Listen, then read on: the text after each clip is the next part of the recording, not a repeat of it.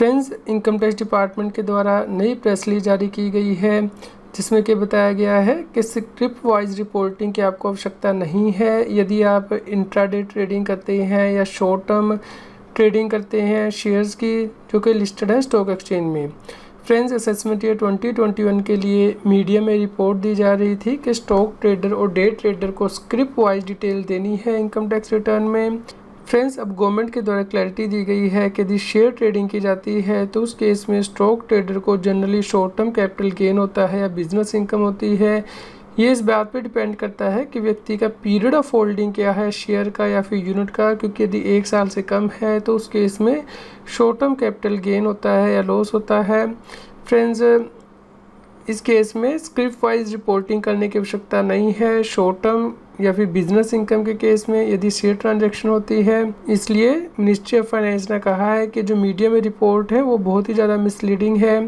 Finance act 2018 के द्वारा capital gain में एग्जम्पशन दी गई थी यदि शेयर लिस्टेड है या स्पेसिफाई यूनिट है 31 जनवरी 2018 तक। इसके लिए ग्रैंड फादरिंग मैकेनिज्म इंट्रोड्यूस किया गया था long term capital gain compute करने के लिए। इसलिए script wise detail assessment year 2021 में सिर्फ उस केस में ही देनी है यदि आपको लॉन्ग टर्म कैपिटल गेन होता है उन शेयर से जिनके लिए के ग्रैंड फादरिंग के अंतर्गत जो एग्जम्पशन है वो एलिजिबल है।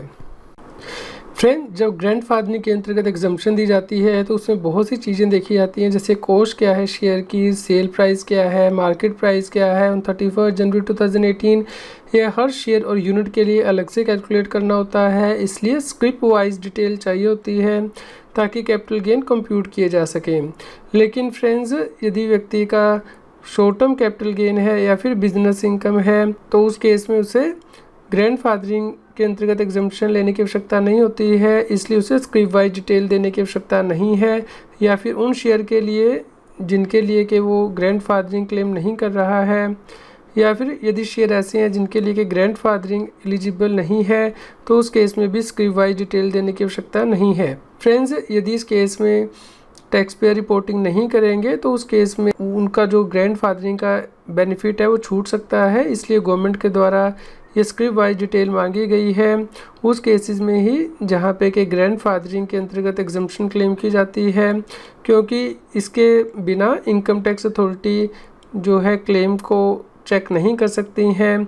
इसके अलावा कई इनकम टैक्स की रिटर्न भी ऑडिट करवानी पड़ सकती हैं जिससे कि टैक्स पेयर को अननेसेसरी जो है बर्डन हो सकता है। इसलिए यहाँ पे इनकम टैक्स डिपार्टमेंट के द्वारा कहा गया है कि स्क्रिप्ट वाइज यदि लॉन्ग टर्म कैपिटल गेन के केस में इंफॉर्मेशन अवेलेबल करा दी जाती है तो उस केस में इनकम टैक्स डिपार्टमेंट इलेक्ट्रॉनिकली से वेरीफाई कर सकता है स्टॉक एक्सचेंज के साथ है, ब्रोकर कंपनी के साथ है, और उस केस में उन्हें फर्दर ऑडिट या स्क्रूटनी करने की आवश्यकता नहीं पड़ती इनकम टैक्स रिटर्न की। इसलिए फ्रेंड्स, टैक्स पेयर को कहा गया है कि यदि वो लॉन्ग टर्म कैपिटल गेन है उनके जहाँ पे कि वो ग्रैंड फादरिंग के अंतर्गत एग्जम्पशन ले रहे हैं तो स्क्रिप्ट वाइज डिटेल दें। और स्क्रिप्ट वाइज डिटेल इंडिया में ही नहीं बल्कि आउटसाइड इंडिया में भी मांगी जाती है, जैसे कि यूएसए में यदि आप देखते हैं तो वहाँ भी इनकम टैक्स रिटर्न को फाइल करते हुए आपको स्क्रिप्ट वाइज शेयर की डिटेल फिल करनी होती है। फ्रेंड्स, उम्मीद करते हैं आपको न्यूज़ पसंद आई होगी। कृपया लाइक कीजिए और अधिक से अधिक शेयर कीजिए ताकि सभी लोगों तक जानकारी पहुँच पाए और वो इनकम टैक्स एक्ट के अंतर्गत कॉम्प्लायंस कर पाएँ।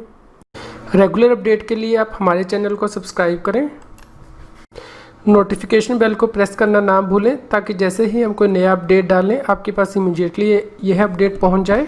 फ्रेंड्स, यदि आपकी जीएसटी या इनकम टैक्स से रिलेटेड क्वेरी है तो आप मुझे लाइव पूछ सकते हैं। हर रोज़ 7:30 PM to 8:30 PM मैं लाइव रहता हूं मेरी YouTube channel CA Satbir Singh पर।